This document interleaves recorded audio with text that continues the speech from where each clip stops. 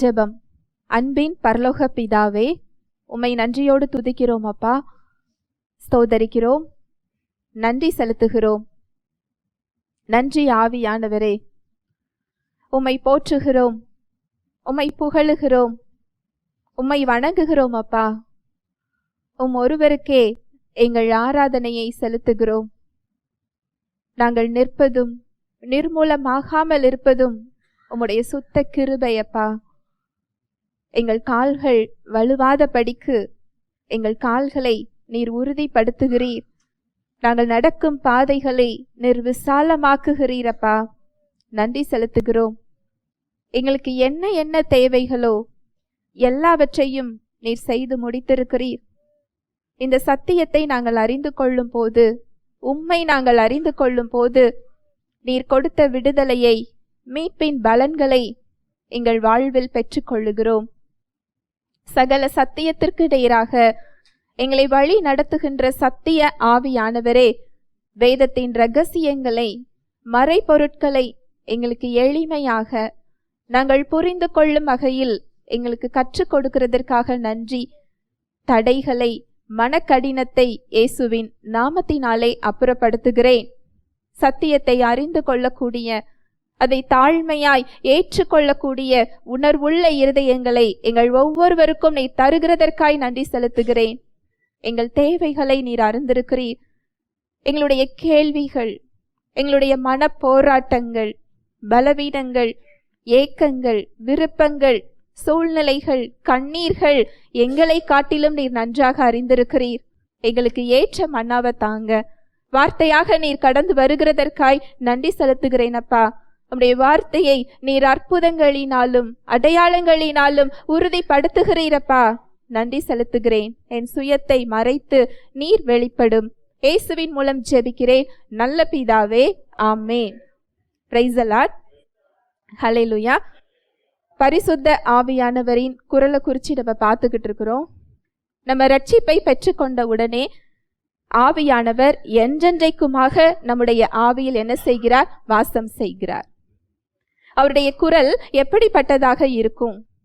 உலகத்தை படைத்தவர் நமக்குள் இருந்தால் நாம எப்படிப்பட்ட வாழ்க்கையை வாழ முடியும் அப்படிங்கறத தான் நம்ம பார்த்துக்கிட்டு இருக்கிறோம். இன்றைக்கு நம்ம பார்க்க போறது யோவான் 16:13-14. சத்திய ஆவியாகிய அவர் வரும்போது சகல சத்தியத்திற்குள்ளும் உங்களை நடத்துவார். அவர் தம்முடைய சுயமாய் பேசாமல் தாம் கேள்விப்பட்டவைகள் யாவையும் சொல்லி வரப்போகிற காரியங்களை உங்களுக்கு அறிவிப்பார். அவர் என்னுடையதில் எடுத்து உங்களுக்கு அறிவிப்பதினால் என்னை மகிமைப்படுத்துவார். சத்திய ஆவியாகிய தேற்றரவாளன் பரிசுத்த ஆவியானவர் வரும்போது சகல சத்தியத்திற்குள்ளும் உங்களை நடத்துவார். அவர் தம்முடைய சுயமாய் பேசாமல் தாம் கேள்விப்பட்டவைகள் யாவையும் சொல்லி வரப்போகிற காரியங்களை உங்களுக்கு அறிவிப்பார். அவர் என்னுடையதில் எடுத்து உங்களுக்கு அறிவிப்பதினால் என்னை மகிமைப்படுத்துவார். இயேசு கிறிஸ்துவை மகிமைப்படுத்தும்படியான சத்தியத்திற்கு நேராக நம்ம என்ன செய்கிறார்? வழி நடத்துகிறார். இயேசு கிறிஸ்து என்ன நோக்கத்திற்காக வந்தாரோ? இழந்து போனதை தேட வந்தார். கெட்டு போனதை ரட்சிக்க வந்தார். ஒருவர் கூட கெட்டு போவது அவருடைய சித்தம் இல்லை. அவர் என்ன செய்து முடித்திருக்கிறாரோ இந்த மகிமைக்கு நேராக அவர் நம்மளை என்ன செய்கிறாரா? வழி நடத்துகிறார். இதுதான் இயேசு கிறிஸ்துவை மகிமைப்படுத்தும். அவர் செய்து முடித்ததை நமக்கு கற்றுக் கொடுத்து அதை நம்ம பெற்றுக்கொள்ளவும் ஆவியானவர் என்ன செய்கிறாரா? வழி செய்கிறார், உதவி செய்கிறார். தேற்றரவாளனாக நமக்குள்ள என்ன செய்து கொண்டிருக்கிறார்? இருந்து கொண்டிருக்கிறார். 3 விதமான தேவனுடைய வேலை. ஒன்று, அவர் நமக்காக என்ன செய்து முடித்திருக்கிறார். 2வது, அவர் நமக்குள் என்ன செய்து கொண்டிருக்கிறார். 3வது, நம் மூலமாக அவர் என்ன செய்ய காத்து கொண்டிருக்கிறார். ஏற்கனவே சிலுவையில நமக்காக என்ன செஞ்சிட்டார்? ஒரு செயலை செய்து முடித்து விட்டார். இதை நீங்க ஏற்றுக்கொள்ளும் போது ஆவியானவருடைய முதல் வேலை உங்க ஆவியை புதிதாக மாற்றுவது. அந்த ஒரு வேலை ஏற்கனவே என்ன செய்யப்பட்டாச்சு? செய்து முடிக்கப்பட்டாச்சு. இப்பொழுது ஆவியானவர் நமக்குள் என்ன செய்து கொண்டிருக்கிறார்? நம்மை கிறிஸ்துவை போல உருமாற்றி கொண்டிருக்கிறார். ஹல்லேலூயா, பிரைஸ் தி லார்ட். வாசிக்கலாம் 1 யோவான் 4:17. நியாய தீர்ப்பு நாளிலே நமக்கு தைரியம் உண்டாயிருக்கத்தக்கதாக அன்பு நம்மிடத்தில் பூரணப்படுகிறது. ஏனென்றால் அவர் இருக்கிற பிரகாரமாக நாமும் இவ்வுலகத்தில் இருக்கிறோம். இயேசு கிறிஸ்துவை இரட்சகராக ஏற்றுக்கொள்ளும் போது ஒருவன் கிறிஸ்துவுக்குள் இருந்தால் எப்படி இருக்கிறோமா? புது சிருஷ்டியாக இருக்கிறோம். பழையவைகள் எல்லாம் ஒழிந்து போயின, எல்லாம் புதிதாயின. புதிதாக்கப்பட்ட இடம் எது அப்படின்னா, நம்ம சிந்தனை இல்லை, நம்ம சரீரம் இல்லை, நம்முடைய ஆவி. அந்த ஆவி எப்படிப்பட்டதா இருக்குதா? வாசிக்கலாம் 1 யோவான் 4:17. நியாய தீர்ப்பு நாளிலே நமக்கு தைரியம் உண்டாயிருக்கத்தக்கதாக அன்பு நம்மிடத்தில் பூரணப்படுகிறது. ஏனென்றால் அவர் இருக்கிற பிரகாரமாக நாமும் இவ்வுலகத்தில் இருக்கிறோம். அந்த ஆவியில நாம எப்படி இருக்கிறோம்னா, இயேசு கிறிஸ்து இப்பொழுது எப்படி இருக்கிறாரோ அதே பிரகாரமாக என்ன செஞ்சுக்கிட்டு இருக்கிறோம்? இருந்து கொண்டிருக்கிறோம். நல்லா பாருங்க, இது நீங்க வரப்போகிற உலகத்தில் என்ன செய்யல, போடப்படல. இவ்வுலகத்தில் இது எழுதப்பட்டிருக்கிறது யாருக்கு அப்படின்னு சொன்னா, விசுவாசிகளுக்கு. விசுவாசிகளுக்கு நம்ம யாரை போல இருக்கிறோம்னு சொல்லி அவர் கற்றுக் கொடுக்கிறார்? இயேசு கிறிஸ்துவை போல. இவ்வுலகத்தில், ஏன்னா இந்த உலகம் நம்மை கிறிஸ்துவை போல இருக்கிறோம்னு என்ன செய்யாது? அந்த உணர்வுகளை நமக்கு கொடுக்காது. விழுந்து போன உலகத்துல நம்ம வாழ்ந்து கொண்டிருக்கிறோம். நம்முடைய சிந்தனை மாறவில்லை, நம்முடைய சரீரம் மாறவில்லை. நம்முடைய பழைய மனுஷன், கிறிஸ்துவுடனே கூட அறையப்பட்ட மனுஷன், அந்த பழைய மனுஷனுக்குரிய எண்ணங்களையும் சிந்தனைகளையும் செயல்களையும் நம்ம சரீரத்தில் அவன் விட்டுட்டு தான் போயிருக்கிறான். அந்த எண்ணங்கள் நமக்கு என்ன செய்யும்? இருக்கும். அந்த செயல்கள் நம்முடைய வாழ்க்கையில் என்ன செய்யும்? இருக்கும். ஆனா நமக்குள்ள இருக்கிற ஆவியானவர் நம்முடைய சிந்தனைகளையும் நம்முடைய செயல்களையும் கிறிஸ்துவை போல மாற்றுகிறதுக்கு என்ன செய்யறாரா? இருக்கிறார். ஹல்லேலூயா, பிரைஸ் தி லார்ட். வாசிக்கலாம் ரோமர் 8:29. தம்முடைய குமாரன் அநேக சகோதரருக்குள்ளே முதற் பேரானவராய் இருக்கும் பொருட்டு தேவன் எவர்களை முன்னறிந்தாரோ அவர்களை தமது குமாரனுடைய சாயலுக்கு ஒப்பாயிருப்பதற்கு முன் குறித்திருக்கிறார். தம்முடைய குமாரன் அநேக சகோதரருக்குள்ளே முதற் பேரானவராய் இருக்கும் பொருட்டு தேவன் எவர்களை முன்னறிந்தாரோ. இதை பார்த்த உடனே இது எல்லாருக்குமானது இல்லை அப்படின்னு நினைக்காதீங்க. தேவன் யாரை முன் குறிச்சிருக்கிறாரோ அவர் தான் கிறிஸ்துவை போல மாற முடியும். அவர் அழைத்தவர் தான் கிறிஸ்துவை போல மாற முடியும் நினைக்காதீங்க. இந்த முன் அறிந்தாரோ அப்படிங்கிறது தேவனுடைய முன் அறிவை குறிக்கிறது. நிறைய வசனங்கள் ஆதாரங்கள் இருக்கு. தேவன் எக்காலத்தையும் அறிந்தவர். இன்னும் 1000 வருஷத்துக்கு அப்புறம் எப்படி இருக்கும்னு அவருக்கு என்ன செய்யும்? தெரியும். அந்த முன் அறிவின்படி உலக தோற்றத்திற்கு முன்பதாகவே கிறிஸ்துவுக்குள் அவர் உங்களையும் என்னை என்ன செஞ்சிருக்கிறாரா? முன் குறித்திருக்கிறார். அவருக்கு எந்த பிள்ளை தன்னிடத்தில் வரும், எந்த பிள்ளை கிறிஸ்துவை ஏற்றுக்கொள்ளும், எந்த பிள்ளை கிறிஸ்துவை போல மாற ஒத்துழைக்குங்கிறது அவருடைய முன்னறிவுக்கு என்ன செய்யும்? தெரியும். அவர்கள் தெரிந்து கொள்ளப்பட்டிருக்கிறார்கள். இது தேவனுடைய கரத்துல இல்ல, நம்முடைய கரத்தில் இருக்கிறது. எந்த விசுவாசி இதற்கு ஒத்துழைக்கிறாரோ அவர் தெரிந்து கொள்ளப்பட்ட பாத்திரமாக என்ன செய்கிறார்? மாறுகிறார். வாசிக்கலாம் ரோமர் 8:29. தம்முடைய குமாரன் அநேக சகோதரருக்குள்ளே முதற் பேரானவராய் இருக்கும் பொருட்டு தேவன் எவர்களை முன் அறிந்தாரோ அவர்களை தமது குமாரனுடைய சாயலுக்கு ஒப்பாயிருப்பதற்கு முன் குறித்திருக்கிறார். எவர்களை முன் அறிந்தாரோ அவர்களை தமது குமாரனுடைய சாயலுக்கு ஒப்பாய் இருப்பதற்கு என்ன செஞ்சிருக்கிறாரா? முன் குறித்திருக்கிறார். தேவனுடைய சித்தமே அதுதான். ஏற்கனவே ஆவியில கிறிஸ்துவை போல என்ன செஞ்சிட்டோம்? மாற்றப்பட்டுட்டோம். இனி ஆவியானவருடைய வேலை உள்ளான வேலை. ஒரு விசுவாசியை கிறிஸ்துவை போல நம்முடைய சிந்தனைகளில் உருமாற்றுவது. நம்முடைய சிந்தனைகள்ல அவரை போல நம்மளை என்ன செய்கிறது? மாற்றுவது. இந்த உலகத்துக்கு ஒரு ஒத்த வேஷம் தரிக்காமல் அவரை போல நம்மை மாற்றுகிற ஒரு வேலையை அவர் நமக்குள்ள என்ன செய்கிறாரா? செய்கிறார். வாசிக்கலாம். எபேசியர் 4:22-23. அந்தபடி முந்தின நடக்கைக்குரிய மோசம் போக்கும் இச்சைகளாலே கெட்டுப்போகிற பழைய மனுஷனை நீங்கள் களைந்து போட்டு உங்கள் உள்ளத்திலே புதிதான ஆவி உள்ளவர்களாகி மெய்யான நீதியிலும் பரிசுத்தத்திலும் தேவனுடைய சாயலாக சிருஷ்டிக்கப்பட்ட புதிய மனுஷனை தரித்து கொள்ளுங்கள். 22வது வசனத்தை மறுபடி வாசிக்கலாம். அந்தபடி முந்தின நடக்கைக்குரிய மோசம் போக்கும் இச்சைகளாலே கெட்டுப்போகிற பழைய மனுஷனை நீங்கள் களைந்து போட்டு. அந்தபடி முந்தின நடக்கைக்கு உரிய மோசம் போக்கும் இச்சைகளாலே கெட்டு போகிற பழைய மனுஷனை நீங்கள் களைந்து போட்டு உங்கள் உள்ளத்திலே புதிதான ஆவியுள்ளவர்களாகி. இதுல சொல்லப்பட்டிருக்கிறது ஆவிய சொல்லல, சிந்தனைய சொல்லப்பட்டிருக்கு. ஏற்கனவே எபேசியர் 4:24 சொல்லப்பட்டிருக்கும், மெய்யான நீதியிலும் பரிசுத்தத்திலும் தேவனுடைய சாயலாக சிருஷ்டிக்கப்பட்ட புதிய மனுஷனை தரித்து கொள்ளுங்கள். நம்முடைய ஆவி ஏற்கனவே அவரை போல இருக்குது. இதே சாயலை நம்முடைய சிந்தனையில என்ன செய்யணுமா? தரித்து கொள்ள வேண்டும். பழைய மனுஷனை களைந்து போட்டு புதிய மனுஷனுக்குரிய இயல்பைங்க என்ன செய்யணுமா? தரித்து கொள்ளணுமா? இதை எப்படி தரித்து கொள்ள முடியும்? இந்த பாரத்தை அவர் நம்ம கையில கொடுக்கல.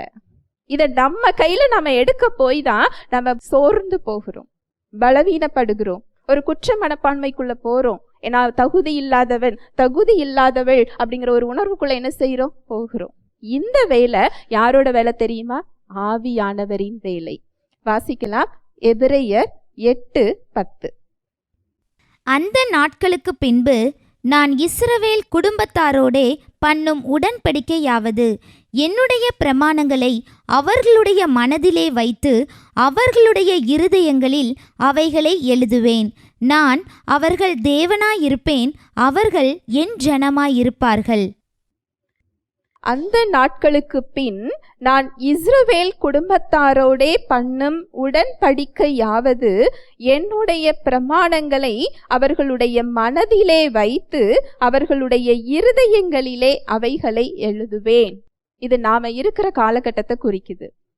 இயேசு கிறிஸ்து சிலுவையில என்ன செய்து முடித்திருக்கிறாரோ இதை விசுவாசித்து அவரை ஏற்றுக்கொள்ளும் போது நம்முடைய ஆவி புதிதாகி, அந்த பிரமாணங்கள் அது கற்பலகைகளில் அல்ல, நம்முடைய இருதயத்தில் என்ன செய்யப்பட்டிருக்குதா?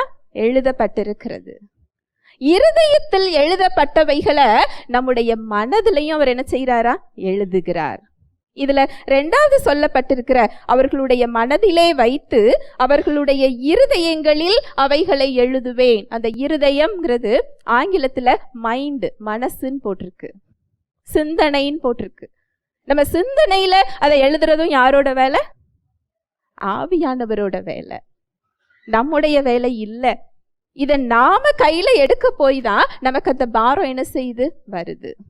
என்னால அன்பு காட்ட முடியல, என்னால பரிசுத்தத்தை காட்ட முடியல, பாவத்தை மேற்கொள்ள முடியல, சுகத்தை பார்க்க முடியல, சமாதானத்துக்குள்ள போக முடியல, அவரை போல என்னால செயல்பட முடியல அப்படின்னு சொல்லி நமக்கு என்ன வருது? பாரம் வருது.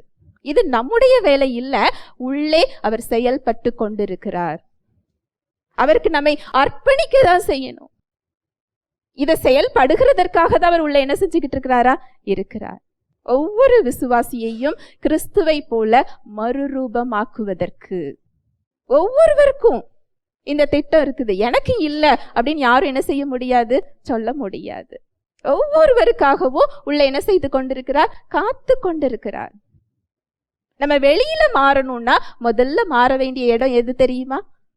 நம்முடைய சிந்தனை.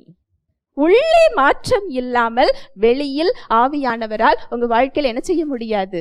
செயல்பட முடியாது.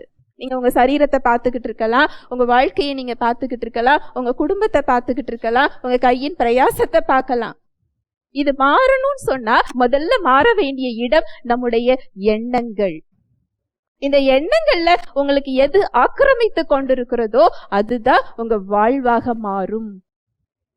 ஏன்னா உலகம் பொல்லாங்கனுக்குள் கிடக்கிறது. இந்த உலகத்துக்கு அதிபதியாக பிசாசானவன் இருக்கிறான். உலகம் கிறிஸ்துவை அறியவில்லை, அது கிறிஸ்துவை அறிய விரும்பவும் இல்லை. இதை நாம முதல்ல புரிந்து கொள்ளணும். உலகம் கிறிஸ்துவை பகைத்தது. நாமும் கிறிஸ்துவுக்குள் இருக்கிறபடியால் அது நம்மையும் என்ன செய்யும்? பகைக்கும். உலகம் நம்மிடத்தில் சிநேகம் பாராட்டினால்தான் தப்புன்னு அர்த்தம். நாம இன்னும் கிறிஸ்துவுக்குள்ள என்ன செய்யல? மாறலன்னு அர்த்தம். உலகம் நம்மை சிநேகம் பாராட்டினால் நான் இன்னும் கிறிஸ்துவின் வழிக்குள்ள நான் என்ன செய்யல? போகல. அதுதான் இண்டிகேஷன். அதுதான் உலகம் தற்காலிகமானது. உலகத்தின் ஞானம் பைத்தியமானது. நான் சொல்லல, எது சொல்லுது? வசனம். உலக சிநேகம் தேவனுக்கு விரோதமான பகை. ஏன் தெரியுமா? தேவன் நமக்குள்ள கிறிஸ்துவை போல உருமாற்ற காத்து கொண்டிருக்கிறார். பிசாசானவன் உலகத்திலிருந்து அவன் நம்மை உலகத்தின் வழிகள்ல மாற்றுகிறதுக்காக என்ன செஞ்சுக்கிட்டு இருக்கிறான்? காத்து கொண்டிருக்கிறான். இதுல நாம யாருக்கு அர்ப்பணிக்க போகிறோம்? யாருக்கு நம்ம வாழ்க்கையில செயல்பட இடம் கொடுக்க போகிறோம்? அது தேவன் கையில இல்ல. யார் கையில? நம்ம கையில இருக்குது. அதனாலதான் பவுல் சொல்றாரு, உலகத்துக்கு ஒத்த வேஷம் தரிக்காமல். வாசிக்கலாம், ரோமர் 12:2. நீங்கள் இந்த பிரபஞ்சத்திற்கு ஒத்த வேஷம் தெரியாமல் தேவனுடைய நன்மையும் பிரியமும் பரிபூரணமுமான சித்தம் இன்னதென்று பகுத்தறியத்தக்கதாக உங்கள் மனம் புதிதாகிறதினாலே மறுரூபமாகுங்கள். நான் உலகத்துக்கு ஒத்த வேஷம் தரிக்க கூடாது. அந்த உலகத்துக்கு நான் ஒத்த வேஷம் தரிக்கவில்லை என்றால் நான் ஆவிக்குரியவன், ஆவிக்குரியவள் அப்படின்னு சொல்லி நம்மளை அடையாளப்படுத்துறோம். இது நம்ம பலத்துல என்ன செய்ய முடியாது? செய்ய முடியாது. அந்த வசனத்துல அடியில போடப்பட்டிருக்கு பாருங்க, உங்கள் மனம் புதிதாகிறதினாலே மறுரூபமாகுங்கள். மறுபடி அதை வாசிக்கலாம். நீங்கள் இந்த பிரபஞ்சத்திற்கு ஒத்த வேஷம் தெரியாமல் தேவனுடைய நன்மையும் பிரியமும் பரிபூரணமுமான சித்தம் இன்னதென்று பகுத்தறியத்தக்கதாக. நீங்க உலகத்துக்கு ஒத்த வேஷம் தரிக்க கூடாது. தேவனுடைய நன்மையான திட்டம் என்ன, அவருடைய சித்தம் என்னங்கிறத நீங்க பகுத்தறியணும்னு சொன்னாலே உங்க மனம் புதிதாகிறதுனால நீங்க என்ன செய்யணும்? மறுரூபமாக வேண்டும். நீங்க எந்த அளவுக்கு மறுரூபமாக ஆவியானவருக்கு ஒத்துழைப்பு கொடுக்குறீங்களோ அந்த அளவுக்கு உலகத்தின் வேஷத்தை நம்ம தரிக்க மாட்டோம். ஆவியானவரே பிரித்து எடுத்து கொண்டு வந்து விடுவார். அந்த விருப்பம் வராது. ஆவியானவரே எதை கட் பண்ணணுமோ அவர் என்ன செஞ்சு விட்டுருவாரு? கட் பண்ணிடுவார். அது நம்முடைய வேலை இல்லை. அந்த வழிகளை செவ்வை பண்ணுகிற வேலை.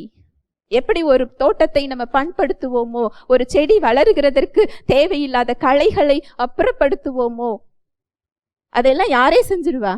ஆவியானவரே செய்து விடுவார். தேவனுடைய விருப்பம் நாம் குழந்தையாக இருப்பது இல்லை, நாம் முதிர்ச்சியடைந்த ஒரு பக்குவ நிலைமைக்கு மாறுவதுதான் அவருடைய விருப்பம். ஒரு குழந்தை பிறக்குது, பிறந்த உடனே நம்ம எல்லாருக்கும் ரொம்ப சந்தோஷமா இருக்கும். ஒரு 10 வருடம் கழித்தும் அது குழந்தையாகவே இருந்தால் எப்படி இருக்கும்?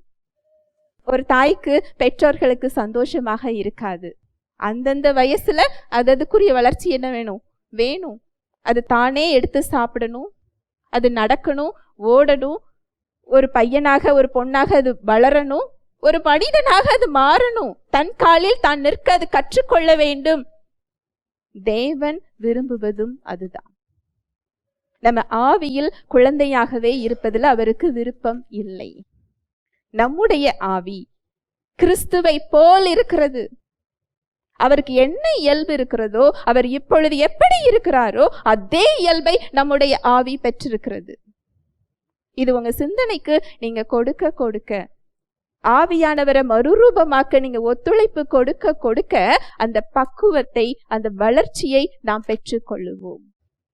அந்த முதிர்ச்சியை நாம பெற்றுக்கொள்ளுவோம். சின்ன குழந்தையா இருக்கும் போதுதான் ஒருத்தங்க தூக்கணும், ஒருத்தங்க சாப்பாடு ஊட்டி விடணும், அதை குளிப்பாட்டணும், இல்லையா, தூக்கி சுமக்கணும். ஆனா அது பெருசாக பெருசாக தன் தேவைகளை அதை என்ன செய்யும்? செய்து கொள்ளும். ஆவிக்குரிய குழந்தையாக இருக்கும் போதுதான் உங்களுக்கு பிடிச்சு தூக்கி விடுறதுக்கு ஒரு சப்போர்ட் தேவை. ஒரு பிரச்சனையில உங்களுக்கு ஜெபிக்கிறதற்கோ உங்களுக்கு ஒரு ஆதரவு சொல்றதுக்கோ ஆள் தேவை. நீங்க முதிர்ச்சி ஆக ஆக பிறந்த குழந்தைகளை நீங்கள் சுமக்க ஆரம்பிப்பீர்கள். ஹல்லேலூயா, பிரைஸ் தி லார்ட். தேவனுடைய சித்தம் இதுதான். ஆனா நம்மள நிறைய பேர் இன்னும் குழந்தையாகவே நர்சரியிலேயே என்ன செஞ்சுக்கிட்டு இருக்கிறோம். எனக்கு இன்னும் பால் பாட்டில் இல்லையே என்ன செஞ்சுக்கிட்டு இருக்கிறோம், சொல்லி கொண்டிருக்கிறோம். ஆனால் நமக்கு அங்கு இட்லி இருக்குது, சாப்பாடு இருக்குது, மாமிசம் இருக்கிறது. அந்த திட ஆகாரம் சாப்பிட சாப்பிடதான் நர்சரியை விட்டு எழுந்து வெளியில என்ன செய்வோம், வருவோம். ஹல்லேலூயா, பிரைஸ் தி லார்ட். பவுல் சொல்றார் பாருங்க, 1 கொரிந்தியர் 3:1-2-3. மேலும் சகோதரரே, நான் உங்களை ஆவிக்குரியவர்கள் என்று எண்ணி உங்களுடனே பேசக்கூடாமல் மாம்சத்திற்கு உரியவர்கள் என்றும் கிறிஸ்துவுக்குள் குழந்தைகள் என்றும் எண்ணி பேச வேண்டியதாயிற்று. நீங்கள் பலனில்லாதவர்கள் ஆனதால் உங்களுக்கு போஜனம் கொடாமல் பாலை குடிக்க கொடுத்தேன். இன்னமும் நீங்கள் மாம்சத்திற்கு உரியவர்களாய் இருக்கிறபடியால் இப்பொழுதும் உங்களுக்கு பலன் இல்லை. பொறாமையும் வாக்குவாதமும் பேதங்களும் உங்களுக்குள் இருக்கிறபடியால் நீங்கள் மாம்சத்திற்கு உரியவர்களாய் இருந்து மனுஷ மார்க்கமாய் நடக்கிறீர்கள் அல்லவா. இந்த 3 வசனத்திலையும் ரொம்ப அழகா சொல்லப்பட்டிருக்கு பாருங்க. சகோதரரே, நான் உங்களை ஆவிக்கு உரியவர்கள் என்று எண்ணி உங்களுடனே பேசக்கூடாமல் மாம்சத்துக்கு உரியவர்கள் என்றும் கிறிஸ்துவுக்குள் குழந்தைகள் என்றும் எண்ணி பேச வேண்டியதாயிற்று. அதாவது மாம்சத்துக்கு உரியவர்களை பவுலுங்க என்ன சொல்றாரு, குழந்தைகள்.